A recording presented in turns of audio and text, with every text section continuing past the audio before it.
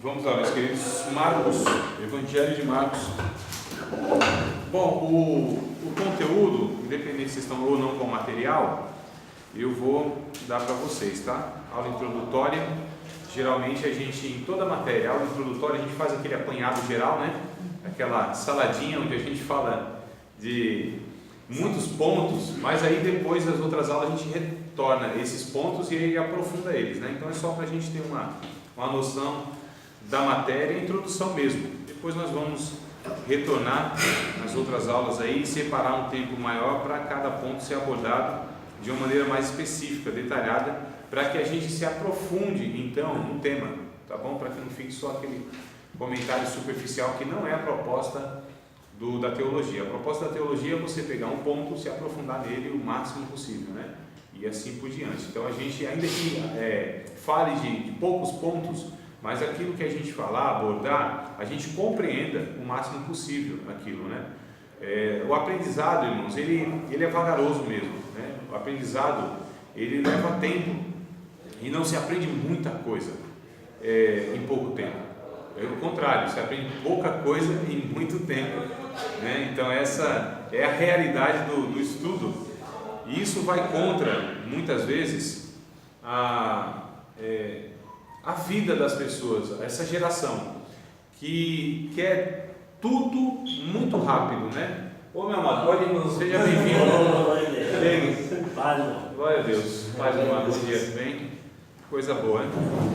Então, amados, vai contra essa forma das pessoas viverem hoje, né? Qual é a forma que as pessoas vivem hoje? Eles esperam que tudo aconteça muito rápido, é a imediatidade das coisas. Então, se não acontece muito rápido, não presta, não é eficiente, as pessoas não se dispõem. E assim, a vida, ela não muda. A alma do ser humano não é pós-moderna, por exemplo. É por isso que a Bíblia fala conosco hoje. A Bíblia ela foi escrita lá 4.000, 5.000, 6.000 anos atrás, alguma coisa assim. Não é tanto não, 3.500 anos. Não exagerei agora.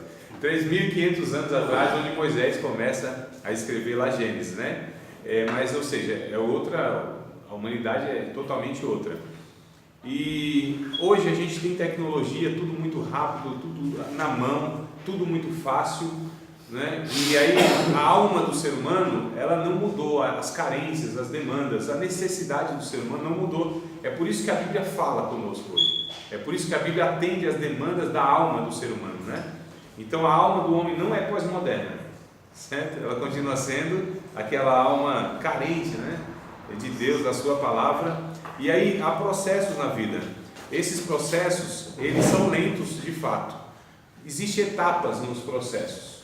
Então, por exemplo, quando um jovenzinho, ele está numa fase escolar, seus 15, 16 anos lá, e aí tem relação sexual com a menina, ela engravida, eles queimaram a etapa da vida, né? Então ali foi queimada a etapa da vida. Isso vai ter consequências futuras, isso vai ter complicações, implicações, onde vão tirar eles, na verdade, de um processo natural.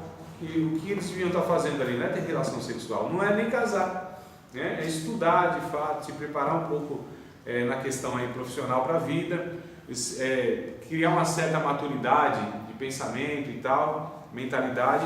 O que eu quero dizer é o seguinte: existem processos na vida. Quando a gente queima um processo, pode ter certeza que o produto final não vai sair com qualidade. É a esteira da fabricação, né? Então, existe processos na esteira de fabricação, até chegar ao produto final. Se você pula algum daquele processo, pode ter certeza, a qualidade não vai ser mais a mesma. O produto possivelmente não vai sair como planejado, como projetado, como deveria. Então é assim que acontece na vida, é assim que acontece na vida ministerial, inclusive, na vida espiritual. Existem processos também. E a gente vai falar de uma matéria que diz respeito mais especificamente, não é que não vai ter proveito para nós, ou para nós não, eu ainda exercito isso, mas talvez para aqueles que não preguem, né? Que não tem esse ofício de pregador oficial da igreja e tal, prega, evangeliza, que também vai servir. Mas tem princípios que nós vamos tratar aqui, tá certo? E muitos que pregam, eles não dão importância a essas, como a regra de hermenêutica. Muitos que lidam com a Bíblia simplesmente desprezam as regras de hermenêutica. E a gente já percebeu que quem despreza as regras de hermenêutica possivelmente vai ter muita dificuldade de apresentar o Evangelho como ele é, de expor a palavra como ela é. E aí vai falar daquilo que vem na sua cabeça, daquilo que acha. E nós não tratamos assim. Aliás, amados, em nenhum ramo da nossa sociedade, das atividades profissionais, se aceita uma pessoa que faça de qualquer forma. Tem tudo um padrão, tudo tem um ensinamento, tudo tem um preparo, né? Essa que é a questão interessante. Como eu falei para os irmãos, Paz, meu amado, bem-vindo. Eu falei para os irmãos que ninguém aceitaria fazer uma intervenção cirúrgica no coração, por exemplo, uma ponte de safena, um transplante de coração. Ninguém aceitaria por uma pessoa que não teve seu preparo, né? Fala, não, mas eu trabalhei 5 anos em açougue, eu tenho experiência em açougue. Fala, não, mas calma aí, é o meu coração, é a minha vida, eu vou confiar na mão de uma pessoa que não é perita, né? Uma pessoa que não se preparou minimamente para aquilo? Claro que não, né, irmãos? Mas aí, infelizmente, a gente aceita na igreja pessoas que elas não têm o mínimo de preparo para exercer o que exercem. Então isso é inaceitável, né? Isso é inadmissível, isso não deve ser jamais, irmãos, algo natural para nós. Então nós entendemos que é também proveitoso essa matéria chamada de homilética. E aí eu vou pegar o texto de Marcos, Evangelho segundo escreveu Jesus. Desculpa, escreveu Marcos, é porque eu confundi aqui. Eu falava assim, Evangelho de Marcos. Aí tinha um aluno que falava para mim assim, não, André, o Evangelho não é de Marcos, o Evangelho é de Jesus. Aí eu falava, tá bom, meu irmão. Aí, né, que a gente assim tem que ter uma relação boa com o aluno, né? Não pode ficar também assim brigando toda hora, né? Aí eu falei, tá bom, meu amado, eu vou mudar minha fala. Evangelho segundo escreveu João Marcos, Evangelho de Jesus segundo escreveu João Marcos. Ele falou, aí tá bom. Eu falei, tá bom então. Então o Evangelho de Jesus segundo Marcos, capítulo 1, verso 14. Verso 14. É uma matéria homilética, daqui a pouco eu explico o termo, o seu significado e o propósito de tudo mais dessa matéria. Capítulo de número 1 de Evangelho de Marcos, ou segundo escreveu Marcos, verso 14, diz assim: E depois que João foi entregue à prisão, veio Jesus para a Galileia pregando o Evangelho do reino de Deus e dizendo: o tempo está cumprido e o reino de Deus está próximo. Arrependei-vos e crede no Evangelho.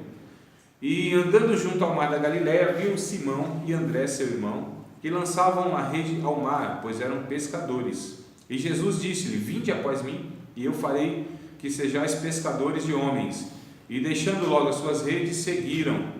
E passando dali um pouco mais adiante, viu Tiago, filho de Zebedeu, e João, seu irmão, que estavam no barco consertando as redes, e logo o chamou. E eles, deixando seu pai Zebedeu no barco com os empregados, foram após ele. Amém. O verso 14, que é a expressão que eu quero extrair aqui para a gente dar introdução então na matéria, que é o termo pregando, tá? Então a palavra aí, pregando. A igreja, a sua atividade principal é pregação. A atividade principal da igreja evangélica é pregação. A igreja, ela tem 5 características. Ela tem que ser ortodoxa. Eu estou falando de uma igreja para ser bíblica, relevante e saudável, tá bom? Então ela tem que ser ortodoxa, doxológica, querigmática, coinônica e diacônica. Falei, eita, irmão, já começou a língua estranha, sábado, manhã de frio? Aperta até passar dele. Uma igreja, para ser bíblica, ela precisa ter uma doutrina correta, ortodoxia, né? Ensinamento bíblico correto, senão ela não é uma igreja bíblica, ela é um movimento religioso, inclusive, que pode conter heresias, né? Então ela precisa ter uma doutrina correta, a gente chama de ortodoxia. Ela precisa ser doxológica. Doxologia é o estudo da adoração. Ela precisa ser uma igreja que adora, que entende, que sabe o que é adoração. Ela precisa ser querigmática, porque ela precisa anunciar o Evangelho, que é o querigma.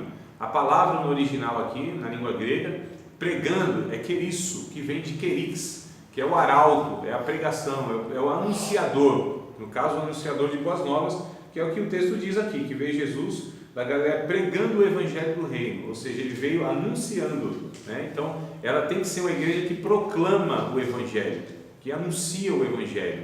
E a gente viu na matéria passada que nem sempre, não é porque estão citando Bíblia, estão pregando o evangelho, estão falando de um monte de coisa, estão falando, aliás, fazendo ruído e barulho, mas não contém uma mensagem bíblica, né? Então, a gente percebe que não é tão simples assim a questão de pregar. Então, ela tem que ser querigmática, anunciadora, tem que ser koinônica, tem que ser uma comunidade que viva em comunhão.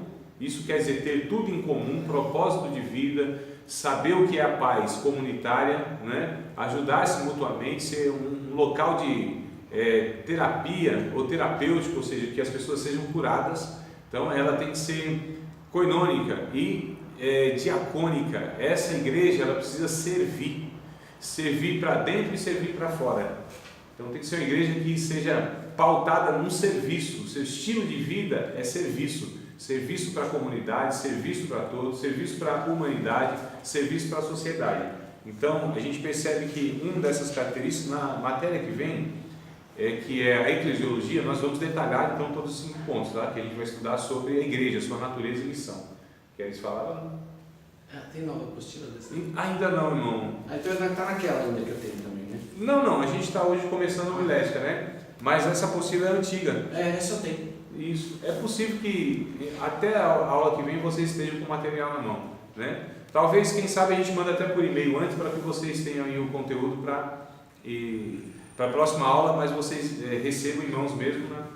A produção não conseguiu dar conta aí. Então, os judeus ortodoxos não têm uma igreja completa, né? Eles só têm ortodoxia.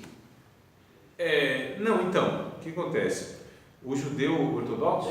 Não, aí vai dizer, por exemplo, tem um católico ortodoxo. Isso. A ortodoxia a palavra ortodoxia quer dizer um ensino correto, aquilo que se tem por correto. Uhum. Isso é ortodoxia, né? Então tem o católico ortodoxo, tem o judeu ortodoxo, o cristão ortodoxo, que é aquele que ele é pautado pela doutrina, pelo ensino correto, ou pelo menos se tem o correto. Então a palavra ortodoxia quer dizer isso. Ortopedia é a palavra, né? Então, ou seja, aquilo que está certo, está correto, foi consertado. Tá bom. Esse é o termo, no caso aí, de ortodoxia. Mas assim, a igreja, o judeu não tem igreja, né? Porque o judeu ele não crê no Messias. Então, quem é que faz parte da igreja? É aquele que crê em Cristo, aquele que está em Cristo, né? Quem crê em Cristo implica-se estar em Cristo. Doxologia, que significa? Doxologia quer dizer adoração. Isso, doxia, né? Quer dizer adoração no grego. Nós vamos retomar esses pontos, irmão Cristiano. Só peguei aqui 5 pontos para destacar então que a igreja, para ser igreja, ela precisa ser proclamadora. A atividade principal da igreja é pregação, tá certo? É anunciação, pregar o evangelho. É por isso que nós entendemos que essa matéria ela é importante, porque como na hermenêutica são regras, na homilética também existe essas regras para que a gente anuncie o evangelho, não é de qualquer forma, né? Então a gente vai começar aqui falando sobre o conceito da palavra homilética. A homilética é a ciência que estuda os princípios fundamentais do discurso em público.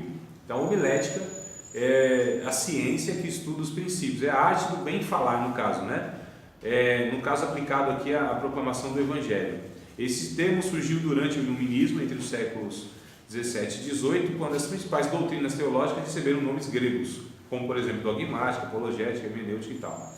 As disciplinas que mais se aproximam da homilética são hermenêutica e exegese, que se completam. É por isso que nós tivemos a hermenêutica e agora na sequência a homilética. Então, homilétique, que vem do grego, ensino ou tom familiar. Vem aí homilia, né? O verbo homileu, que quer dizer pregar ou pregação cristã. No caso, era mais informal mesmo, né? A pregação é o ato de pregar a palavra, no caso nosso, a palavra de Deus. Pregação é o ato de pregar a palavra de Deus. Pregador, aquele que prega, que vem do latim prae edicare, e anunciar, publicar, são os significados, né? A palavra grega corresponde a pregador é kerix, que quer dizer arauto, isto é, aquele que tem uma mensagem, que tem o querigma, né? Que contém uma mensagem. No caso do reino de Deus, uma boa notícia, uma boa nova, o evangelho. É o que nós lemos aqui. Então Jesus, ele pregava o evangelho do reino de Deus. nós podemos pregar uma série de coisas, uma série de mensagens, né? Tem um texto lá, não vou me recordar agora, se vocês lembrarem, são melhor de Bíblia do que eu, na questão histórica, antigo veterotestamentária, mas é aquela passagem, ajuda aí, David, é aquela passagem lá que morreu o filho do rei Davi, acho que foi Absalão, e aí enviaram lá um mensageiro, você lembra dessa passagem? Para avisar o rei Davi que o seu filho tinha morrido. E aí tinha, porque não sei se vocês sabem, os correios são chamados de correios porque os caras levavam a mensagem correndo mesmo, né? Então eles pegavam aqui uma mensagem, uma carta, uma mensagem, e eles corriam, atravessavam cidades e cidades para chegar lá no seu destinatário e levavam a mensagem, ou escrita, ou a mensagem que era comunicada, né? De forma oral. Mas eles corriam mesmo, né? Então, eram os caras atléticos, assim, não era o Bolt, porque o Bolt é 100 metros só, mas eram os maratonistas. Então dava assim uma mensagem e eles atravessavam, corriam quilômetros e quilômetros para levar. E aí a gente vê aqui que foi falado, olha, vai lá para o rei e diz o que aconteceu aqui, né? O seu filho morreu. E aí veio um outro cidadão, disse, não, eu quero levar essa notícia para o rei, eu que quero levar. Falei, não, mas a mensagem já está com o outro, ele já saiu na sua frente. Não, mas eu alcanço. E ele, de fato, ele corria mais do que o outro mensageiro. Isso está escrito na Bíblia, tá? Depois eu pego aqui, no intervalo a gente acha aqui, se vocês não acharem aí, é a referência. E aí, esse camarada falou, não, eu quero ir. Eu falei, tá bom, você quer ir? Vai.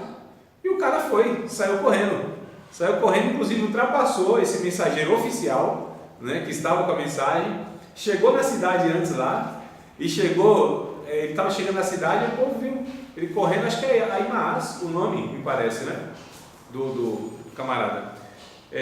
Tinha o etíope e tinha o outro. Aí fala assim, tá vindo aí uma pessoa correndo, né? Acho que tem uma mensagem.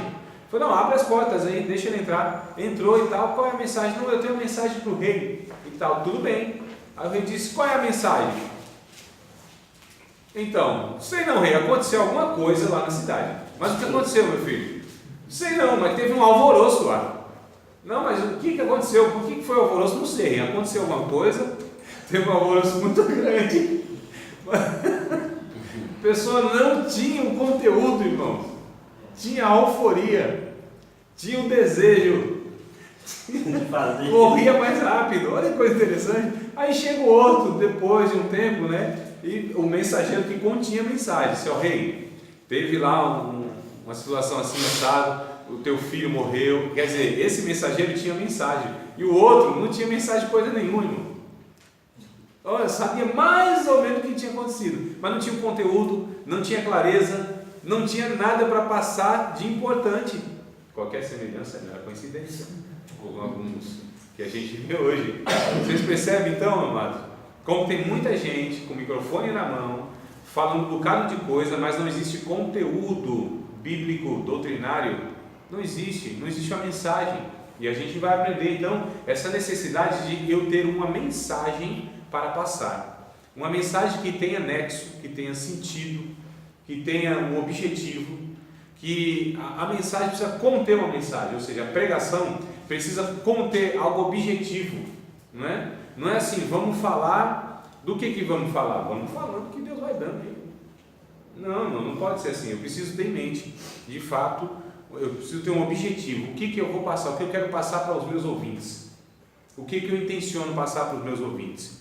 E aí a gente vai aprender, inclusive, a criar, a formar sermões. É claro que depois, cada um que decide, faz a mistura que quiser, porque não é porque tem lá o sermão topical, o sermão temático, né, o topical, temático, textual, tem outro lá que eu esqueci, são 3 sermões principais. Dispositivo, obrigado. Então, aliás, temático e topical é o mesmo, né? Então tem o dispositivo, o topical e temático, e o outro que eu falei? Dispositivo, topical, temático, textual. Então tem 3 principais. Fala, André, então assim, ou eu sigo um ou outro? Não, até você pode fazer uma mescla, não tem problema. Ah, André, mas eu sei lá, eu quero fazer uma mescla dos 3, é possível? Depende. A gente vai ver primeiro, aprender cada um dos sermões, como que eles se estruturam, como que é a estrutura do sermão. É claro que cada um cria sua identidade e vai desenvolvendo talvez algo que não seja exatamente esses três, mas nós precisamos entender essa estrutura, como se forma um sermão, né? Como que eu vou redigir, como que eu vou estruturar a minha fala. Ninguém fala, irmãos, a memória é algo que nos trai, vez por outra, né? Então é claro, tem gente que tem uma memória fantástica. Ah, mas eu preciso colocar num papel assim? Necessariamente não. Mas na mente eu preciso ter essa mensagem que seja elaborada na mente. Ou seja, eu preciso saber do que eu vou começar a falar, como eu vou desenvolver esse assunto e qual é a conclusão que eu vou dar dele. Tá certo? Então, se vocês pegarem, por exemplo, algumas anotações minhas, não vai se encaixar em nenhum desses três. Ó, uma é essa aqui que só Deus e eu para entender. Eu já faço isso aqui para nenhum outro pregador entender mesmo, vai que eu pego e pega. Estou brincando. Então, eu ouvi dizer, eu já vi alguns filmes, que esses grandes oradores, como foi o Barack Obama, sim. ele tem um tipo de equipamento igual ao seu aqui, que eu esqueci o nome, e ele visualiza o sermão dele. Alguém Sim. vai passando para ele, entendeu? Sim. Assim, a plateia que está oposta, né, a ele, então não vai ver. Há muitos, irmão Antônio, Então, é tecnologia, né? Mas assim, a proposta é a mesma, é você ter algo para você se direcionar, né? Ou seja, nós temos papel, não tem problema, tem um papelzinho lá, antigo e tal, ainda serve, papelzinho você tem lá, aqui, não tem problema. Alguns têm um tabletzinho, né? Outros aí, mais tecnologia ainda, tem algo mais sofisticado. A questão é que você tenha uma pauta, você tenha algo que você está seguindo e se direcionando por aquilo. Fala, André, então essa coisa eu não gosto muito mecânica e tal, não tem problema. Então faça isso na sua mente, mas que você tenha algo organizado. Essa é a questão da homilética, é nós organizarmos, estruturarmos a nossa fala, né? E aí a gente vai ver diversas regras aqui, como por exemplo linguagem, como por exemplo o conhecimento que tem que se ter do assunto que se aborda. Tem pessoas que elas escolhem assuntos complexos para pregar, não é recomendável isso. Tem que ser aquilo que é simples e aquilo que eu domino. Eu não posso. Tem gente que coloca um tema lá, a pericorese, a dança divina, né? A Teodiceia, o problema da humanidade. Fala, nossa, hoje Deus vai bradar, né? Faz uma mistura lá. Não, assim, um negócio fantástico, né? Um anúncio assim, o tema e tal, aquela coisa toda, porque a gente gosta, né, desse negócio, né? O tema da mensagem é tal. E aí quando você vai ver a pessoa, ela não consegue desenvolver. Quer dizer, é algo muito que vai além do seu domínio, né? Seu domínio no conhecimento. Então não adianta a gente começar um assunto que a gente não domina e não vai conseguir acabá-lo, né? A gente tem lá meia palavra para falar dele e depois fica no vazio. Aí fica aquilo que os pregadores hoje chamam de encher linguiça, para falar de uma maneira mais popular, enchendo linguiça, né? Ou seja, falando coisas que não faz sentido, né? Ocupando espaço com palavras vazias, enganando o povo, na verdade, né? Falando algo que nem ele mesmo compreende. Olha que coisa horrível. Então a gente precisa ter o domínio do conteúdo que a gente vai falar, tá certo? E aí todo conhecimento para nós é importante, não é só conhecimento bíblico, principalmente bíblico, lógico, mas todo conhecimento ele vai favorecer de alguma maneira, dependendo do assunto, para que a gente desenvolva ele com maior clareza. A gente vai ver a possibilidade de nós usarmos ilustrações, por exemplo, não é? A gente precisa entender, amados, que cada um tem sua identidade, tem sua personalidade, eu não quero que todo mundo seja tal pregador, não, cada um tem a sua personalidade, e o pregador, ele deve seguir a sua personalidade, porque a pregação deve ser natural, original, né? Então essa questão de copiar outro, por aí a gente já vê que não é um negócio saudável. Eu vou pregar igual fulano, prego igual ciclano. O que a gente imita das outras pessoas, irmãos, é vida de santidade, né? É sua postura moral, ética, é sua índole, seu caráter, essas coisas a gente imita, mas personalidade cada um tem que ter a sua. Cada um tem que ser original e falar, inclusive, segundo aquilo que ele é de fato. O vocabulário que se usa no púlpito é aquele que ele usa na casa dele. Numa conversa informal, deve ser a mesma.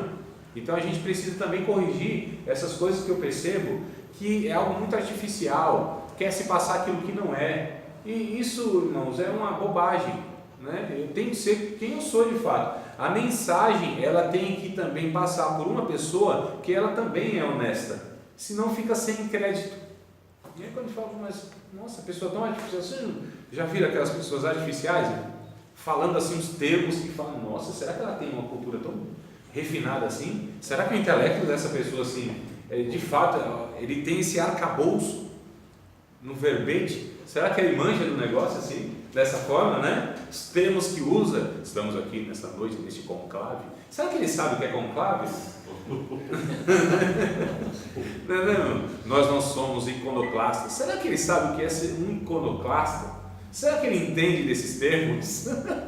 Eu estou falando aqui do que eu estou falando aqui é do que eu estou ouvindo aí, né? De uns anos para cá. As pessoas assim falam, rapaz, para que isso? Aí quando você vê o cara usando assim esses termos, você vê numa igreja de periferia, onde a maioria dos irmãos eles têm uma baixa escolaridade, não vai alcançar o objetivo, que é comunicar uma mensagem, porque até os irmãos descobrirem o que é iconoclasta, irmão, acabou o culto, acabou a mensagem, está com aquela palavra na cabeça e não vai descobrir nunca.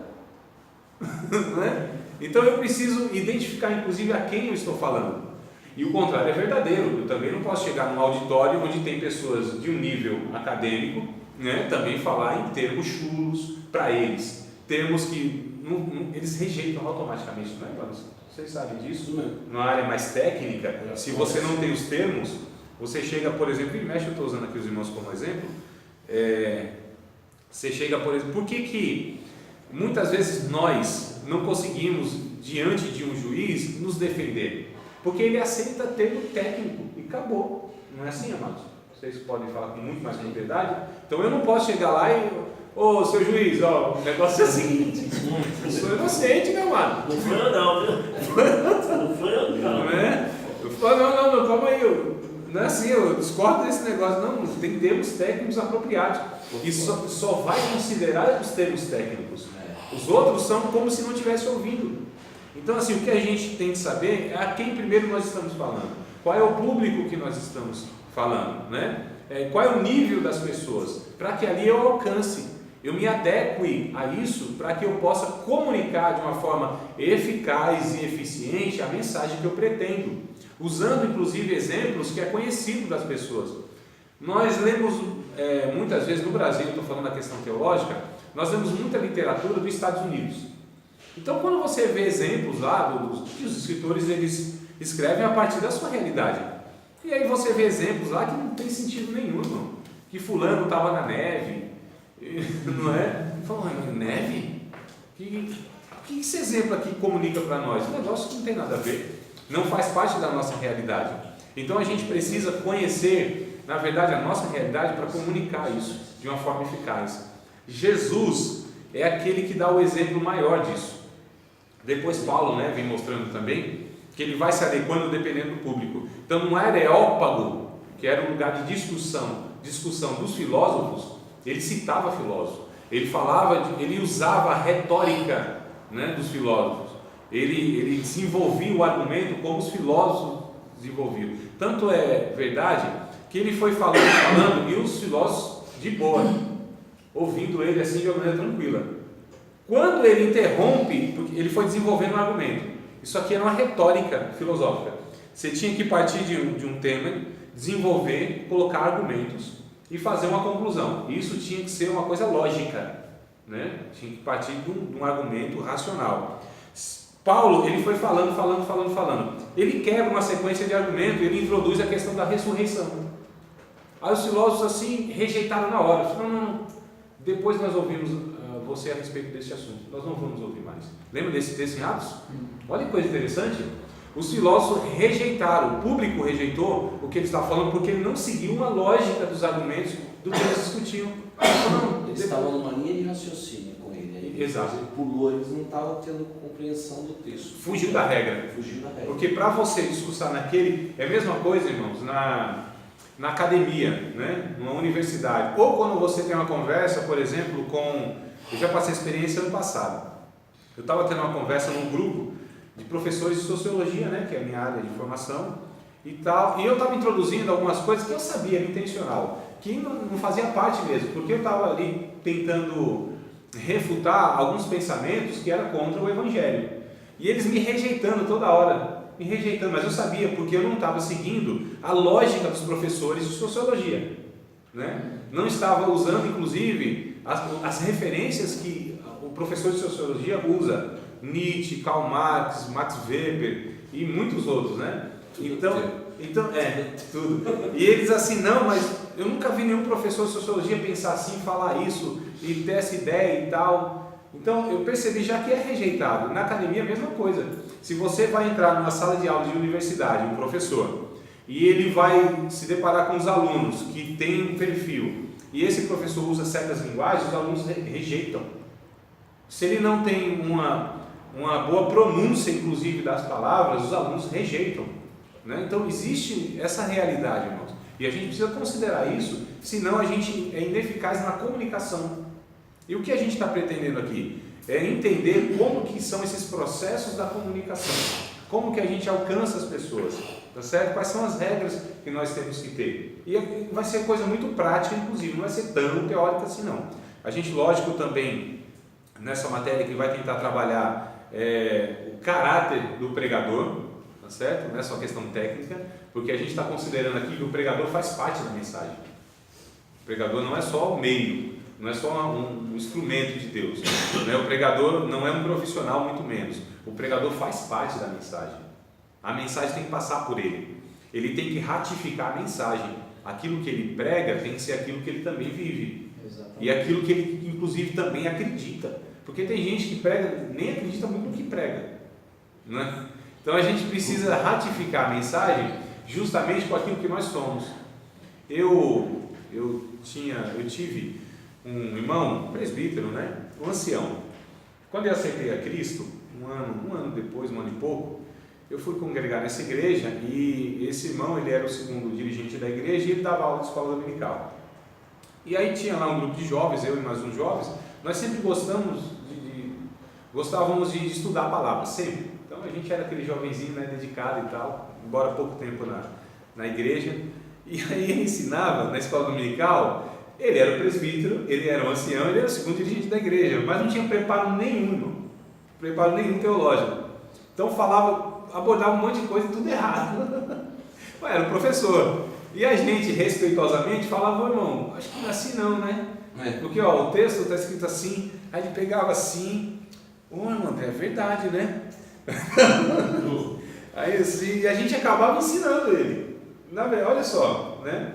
Então assim, nós éramos aqueles jovens dedicados no estudo e ele era uma pessoa que estava em uma posição de ensino, mas tinha suas limitações de dificuldade. Mas eu nunca desqualifiquei aquele irmão. Por quê? Primeiro, ele era um ancião. Segundo, era o presbítero da igreja.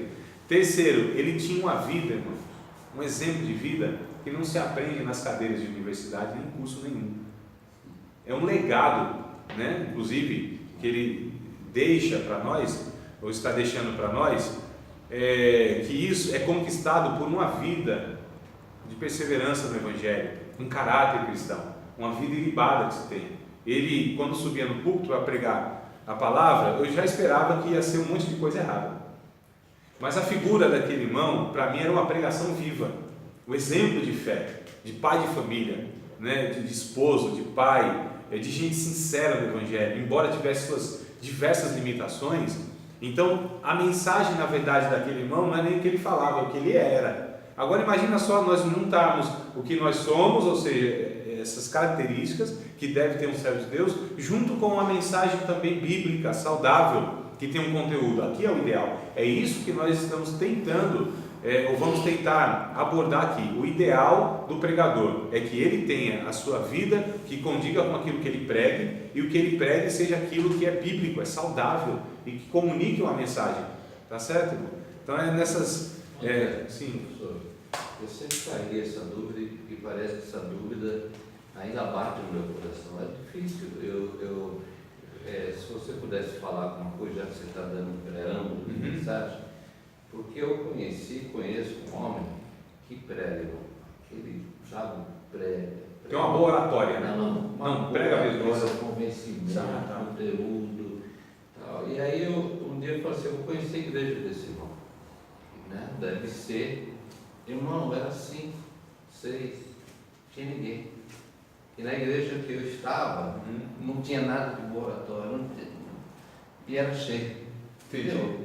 E às vezes hoje eu não entendo, porque às vezes a gente ouve um bom sermão na igreja, uma boa palavra, e parece que o povo não entende. Eu não sei se o problema é o pregador, entendeu? Eu quero colocar. Ou se a igreja, por algum motivo, não está preparada para a palavra. Eu não sei o que é hoje, que parece que o que se prega, sei lá, de 40 minutos, só 4 minutos o povo guarda. Eu vou trazer, irmão Antônio, talvez seja uma comparação que não seja a mais adequada. Talvez não seja a mais adequada, mas é o que me veio na mente agora. Quando a gente percebe aí a gente, por exemplo, vamos pegar na área da música, um Caetano Veloso, Chico Buarque de Holanda, vamos para o meio gospel, né? Ou para o meio evangélico, Estênio Márcios, João Alexandre, Gladir Cabral, vocês conhecem? Já ouviram falar? Não. Não, olha só. Não. Você vê. São poetas, né? Poetas. Essas pessoas nem são ouvidas no meio evangélico e são cristãos, são cantores cristãos. Gente que está aí, 30, 40, 50 anos cantando. Tinha um mais famoso aí, que eu esqueci o nome dele. Rapaz, esqueci, depois eu vejo se eu lembro. Mas esses que são assim, que contêm uma mensagem, eu vou depois compartilhar com vocês no grupo, aí por lá vocês vão tendo acesso a eles, né? Aí você ouve assim rapaz, às vezes eu me policio para não citar nome, mas não tem jeito às vezes, né? Tem que dar exemplo, tem que falar o milagre e o nome do santo, né? Então você vê aí uma Damares da vida, todo mundo conhece. Quem é o evangélico que não conhece a cantora Damares? Né? Qual é o conteúdo da sua mensagem? Nossa, aí você vê, todo mundo canta, acha que é uma mensagem bíblica, e não é. Aquela música que ela fez talvez, né, o mais sucesso dela, foi o Sabor de Mel, não é? E a gente canta nas nossas igrejas. Só fala dela. Quando a gente, não é nem dela, não é nem música é bonita. Não, é bonita. Opa, como é bonita, melodicamente, não é? É bonito, não, claro. Então, para você suprir uma deficiência, você tem que cobrir com outra. Então, a melodia, a batida, o toque, tudo isso é o que vai fazendo com que as pessoas gostem. Mas o conteúdo é horrível, é antibíblico. A promoção que ela faz lá na sua mensagem é de vingança. Analise, irmãos, o texto da mensagem. Ela está promovendo ali a vingança. Você que me viu na prova e não me ajudou, você me viu na prova e não me ajudou. Quando eu estiver na bênção, você vai se arrepender. Eu vou estar no palco e você na plateia. Então, mas eu acho que para você falar, professor, é exatamente que as pessoas não querem ouvir a verdade. Lógico que não. Que é você pegar, vamos fazer um paralelo, né, de estudo. Você pega o Valdomiro, né, não estou discutindo aqui, mas o Valdomiro fala a língua que o povo quer. Sim, e o que o povo quer ouvir. E o que o povo quer ouvir. Exato. Naquela simplicidade dele, naquela enrolação dele lá, não prega nada. Mas ele é o caminhão, é o chapéu na cabeça. É do povo e tal. Povo. Aí você vê que o povo humilde fala, puxa vida, ele é igual a mim.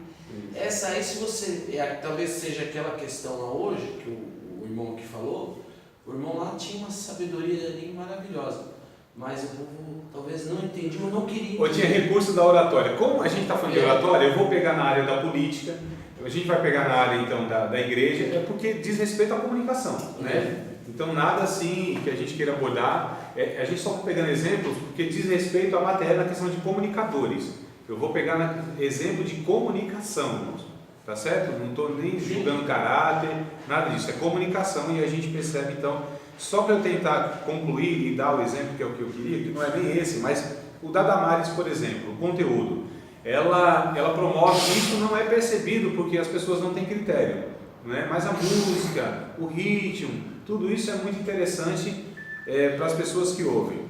E o que acontece? O funk é uma coisa que a gente fala, mas como que pode fazer sucesso uma porcaria dessa? Desculpe o termo, né? Mas um negócio nojento, ruim desse. Não tem conteúdo, só obscenidade, faz apologia à violência. não estou generalizando, mas a maioria dos que fazem sucesso, quando você vê falando, o que essa pessoa está fazendo? Que tiro foi esse? Você pega Gilberto Gil e Anitta. Vamos fazer uma coisa. Anitta perto de Gilberto Gil. O que é Anitta? Que tiro foi esse? Aí eu falei, cara, deixa eu ver o conteúdo. Que tiro foi esse? Não. Que tiro foi esse? Tá bom, mas mostra pelo menos a arma, só tem um tiro, não tem mais nada. Não tem conteúdo. Para não falar de outros mais aí, né? Que talvez seja um dos últimos aí, mas você vê, não tem conteúdo nenhum. Isso que faz sucesso. Por que faz sucesso? Porque, na verdade, isso diz respeito à própria mentalidade, o próprio gosto e o nível de conhecimento das pessoas que ouvem. Então, ou seja, é um reflexo, irmãos. Eu estou tentando pegar esse exemplo para chegar na igreja aí, porque eu também nem sei, né? Eu estou aqui imaginando que pode ser isso. Então, de repente, você tem uma igreja cheia e uma pessoa que fala bobagem, porque essa pessoa, a cabeça, a mentalidade, o coração, o desejo, o perfil dessas pessoas que ouvem é o mesmo desse líder. Então eles se identificam, né? É por isso que a pessoa fala tanta besteira, fala o que quer, que as pessoas querem ouvir, melhor dizendo. Então a igreja é isso. Não estou falando que isso é uma regra, estou falando que seja em todos os casos, mas na maioria a gente percebe isso. E aí a gente vê então uma pessoa com uma mensagem saudável, bíblica, uma pessoa séria, honesta e com medo de gente ouvindo ela. Isso aí seria porque é o seguinte, a pessoa que vai fazer a pregação vê toda aquela. Ela vê o nível social, tudo, procura se comportar no nível social daquela pessoa para chamar a amizade por lado dela. Tentar se comunicar. Porque às vezes a pessoa tem um conhecimento que sabe tudo. Se ela falar todas aquelas palavras, se comportar no nível social mais alto ou melhor que aquilo lá, a plateia não vai querer nem saber nem nada, vai tudo embora. Mas o principal aqui é conteúdo. Essa que é a questão que vai diferenciar. Agora, o que a gente percebe, amados? A gente percebe o Collor, Fernando Collor de Mello. Me lembro muito bem da ocasião de essa figura, um cara novo, né? Ele falava bonito e difícil, que são duas coisas diferentes. Você pode falar bonito e não difícil, pode falar difícil e não bonito. Ele reuniu as duas coisas. Que a maioria ou fala bonito ou fala difícil. Fala difícil são aqueles termos que ninguém entende mesmo. Mas você fala, nossa, né? Olha a pessoa como é entendido das coisas. Ela não sabe, mas eles devem saber. Você está falando? Rapaz, olha só como, né? Então, como fala bem, isso a gente chama de eloquência, que é elegância no falar. Né? Então, na oratória tem a eloquência, que é a elegância no falar. A maneira que você aborda, os termos que você usa, a forma que você coloca, como você desenvolve o argumento. Então, o Fernando Collor de Mello, ele reuniu as duas coisas. Ele falava difícil e falava bonito. O que, irmão? O povo se encantou. E aí depois a gente viu, né? Então, quer dizer, e os políticos têm, via de regra, essa habilidade, né? De você falam, enrolam. É o chamado improbation. Senado romano. Mas isso, exato. Então, aliás, o poder, e é isso que eles ostentavam, é isso que é esse poder de argumentação. Ainda que fosse para enganar, mas é o poder de argumentação, de convencimento das pessoas. Houve grandes oradores que arrastaram multidões. E quando a gente vê, fala, mas como que a pessoa pode seguir essa pessoa? O Hitler, por exemplo, Hitler, quando a gente estuda a biografia de Hitler, eu recomendo para vocês Hitler, a trajetória do demônio, é um filme, né? Hitler, a trajetória do demônio, Hitler, o quase anticristo, vai contando a biografia mais ou menos do Hitler, como que ele começou. Da minha vida, também, né? Deve ter outros filmes bons aí também, contando a trajetória. O cara é um orador impressionante. Meu Deus do céu, uma eloquência daquela, um poder de convencimento de levar uma nação a fazer aquela loucura. Ele convenceu os alemães que eles eram uma raça pura, irmãos. Olha só, que eles eram descendentes lá atrás, inclusive eles eram o terceiro império, o terceiro reino, o terceiro Reich, né? Que teve lá, meu Deus, Grécia, se não me falha a memória, Roma e Alemanha seria o terceiro Reich, o terceiro reino mundial e tal. Ele convenceu que eles eram uma raça pura, descendentes lá Sem Cã e Jafé, eram os Sem Cã e Jafé, eram os Sem Cã e Jafé, eram os jefitas, né? Que é os arianos, a raça ariana. Então ele convenceu. Ele começou quando teve lá sabe o que é o coreto? Sabe o que é um coreto? Na praça tem um coreto, né? Que é um lugar de discurso. Então ele pediu oportunidade lá para discursar. Uma vez, eu posso falar tal coisa? Deixaram, deram o microfone. A partir daquilo, foi um negócio fenomenal, não parou mais de juntar multidões. Ele foi processado, foi levado para o tribunal, ele dispensou um defensor, um advogado. Ele convenceu o juiz, irmãos. Ó, imagina se o cara tinha esse poder de convenceu da sua inocência. E depois chegou a ser então esse líder mundial de uma forma negativa. Ele está na história, mas entrou na história, né? Fez assim atrocidades, um genocida, mas ele mostra esse poder de eloquência. Olha que coisa interessante. E aí a gente já percebe que pessoas podem usar então esse seu poder tanto para coisas boas quanto para coisas ruins. O Lula não é vereador. O Lula, ele fala a língua do povo, exato. Todo mundo gosta. Ele fala porque convence, porque é um orador, não tem que discutir. Né? Você pegar esses exemplos desses personagens históricos, você pega o Collor, você pega o Lula, é aquele cara que você fica olhando pro cara e fala, é verdade o que ele está falando. não te prende, né? Te cativa. Ele te prende. Numa bobagem que ele fala, ele está falando uma bobagem. E não você tem aceita preparo aquela acadêmico nenhum, mas tem carisma. É o que muitos têm hoje também. Carisma, ele tem carisma. Você tem carisma. Irmãos, no nosso país, uma pessoa que tem carisma tem tudo. Para você ser um pregador e um pastor, no nosso país, não precisa de preparo. Precisa que seja uma pessoa carismática. Sendo carismática, você vai ter sucesso no desenvolvimento do seu papel de líder, seja ele pregador, o pastor, ou seja de outra forma. Ter carisma. Então o brasileiro, ele é cativado pelo carisma, né? A pessoa que conta piada, a pessoa que não precisa pregar, tem cultos aí, tem pregação que é assim, é quase um stand-up. Quase uma apresentação de stand-up, né? Aqueles cara que faz piada e tal, se apresenta, é quase isso. A gente pega aí, irmãos, é assim, existe sim, eu estou pensando nele aí também. Não tem jeito de não virar, claro. Não tem como não pensar, porque né, é o que está mais na evidência. É estilo, né? A gente, assim, lógico, você pode ir lá ser descontraído, você pode contar uma piada que seja adequada, que não profane a mensagem, a fé dos irmãos, não tem problema.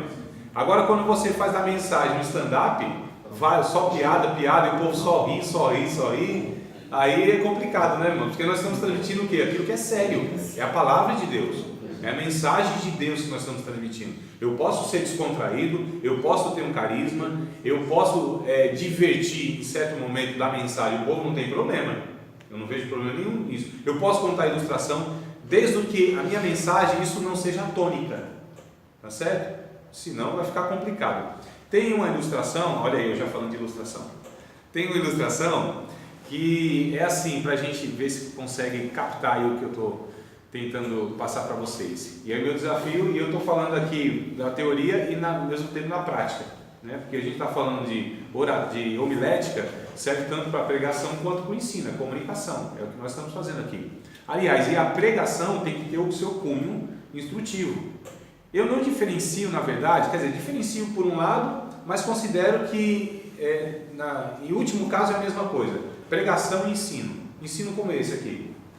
Porque é comunicação, então a gente está falando de comunicação, é a mesma coisa. Só que você comunica com um propósito, com uma finalidade, a pregação mesmo, aquela né, na igreja, no púlpito, e o ensino, esse aqui, eu estou comunicando, mas tem outro propósito. Mas no final de tudo é comunicação. Então, por exemplo, o que eu vou dar exemplo aqui é o que eu faço na aula e nas aulas que nós temos. Que eu também prego da mesma forma, quase bem parecido com a aula. Minha pregação é quase uma aula, é por isso que eu não sou mais convidado para pregar. Né? Quer dizer, até sou, meu irmão, talvez seja amizade, o tempo que a gente tem aí, né? Faz com que as pessoas convidem e tal, para pregar, mas a gente está falando isso aí no caminho em off, sobre essa questão, assim, que nas festividades nós não vemos, o Davi, aliás, que disse aí, a gente não vê os teólogos nas festividades, né? Das igrejas, nós não vemos ensinadores. A gente vê os animadores de palco.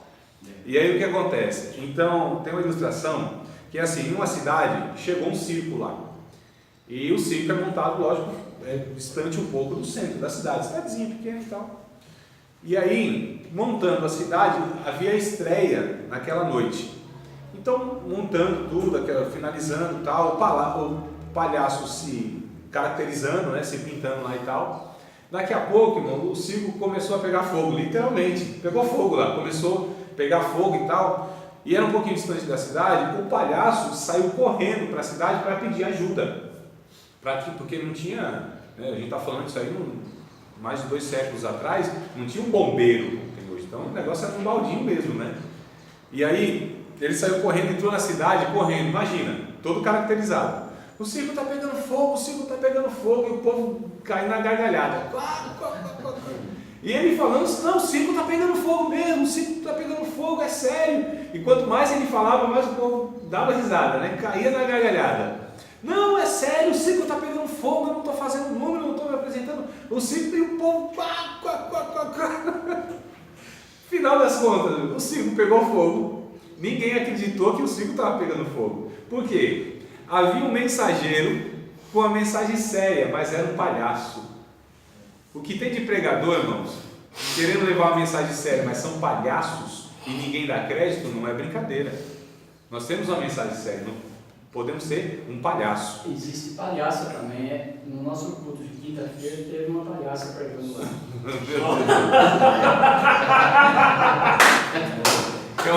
Não cita nome, pelo amor de Deus. Quer ir pro intervalo, não? Calma aí. Já tá quase na hora. Não, mas eu nunca Vou até virar para ver. a pessoa pregar e as pessoas que estão ali para adorar a Deus ficar rindo. Sei. KKKK. É assim, tem Cada a... palavra que a mulher soltava, a pessoa. Então, tem a dosagem, irmãos. Isso aí me machuca. É a dose, né? Super chato. Por exemplo, é o que eu estou falando para vocês. Eu posso, em dado momento na mensagem, de repente, falar algo engraçado, não tem problema. Agora, eu não posso, igual a ilustração. Eu contei uma ilustração aqui na aula. Imagina se a minha aula é só ilustrações. Só ilustrações. Só ilustrações. O que isso quer dizer? Quer dizer que eu nem tenho conteúdo bíblico. Quer dizer que eu nem entendo da Bíblia.